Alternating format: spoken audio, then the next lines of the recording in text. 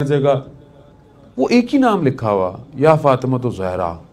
ہاں صرف میں نے ایک ہی نام دیکھا یا فاطمۃ الزہرا سلام اللہ. تو میری سمجھ میں نہیں آیا کہ بہرحال اپنی جو انسان کی ادراکات ہوتے ہیں اسی چیزوں میں.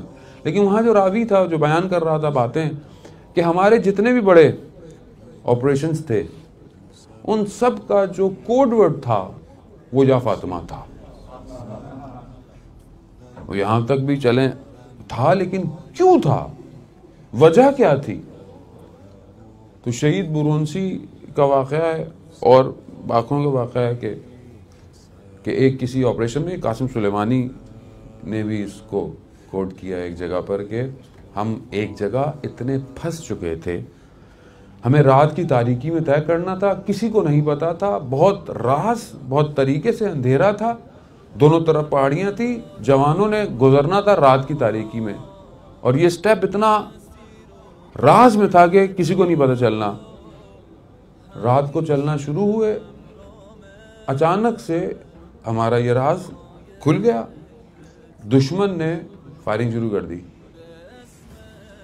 اور اب سامنے کی صف میں 100 کی تعداد میں لڑکا گرنا شروع ہو گیا, مگر سمجھ میں نہیں آ رہا کہ یہ کہاں سے رہی ہے, کیونکہ ہم نے جتنا بھی پورا اس کو چیک کیا تھا اپنے حساب سے ہمیں وہ جگہ وہ پوائنٹ نہیں مل رہی تھی کہ جس پوائنٹ سے یہ ہمارے پر حملہ ہوا ہے. وہیں پر ایک کمانڈر کہتا ہے میں سجدے میں گیا کہ پروردگار یہ خامخواہ مر رہے ہیں, یہ نہیں کہ خود آمادہ ہو کر لڑے مارے, یہ گزر رہے ہیں, یہ خامخواہ مر رہے ہیں. یہ تو آواز آئی سر کو اٹھاؤ, یہاں توسل تھا حضرت سیدہ سے اس جوان کا, کہا سر کو اٹھاؤ. جب سر کو اٹھایا خاک سے تو اس خاک میں کچھ ڈیجٹ رکھے ہوئے تھے, اس نے فوراً پیش کیے وہ ڈیجٹ.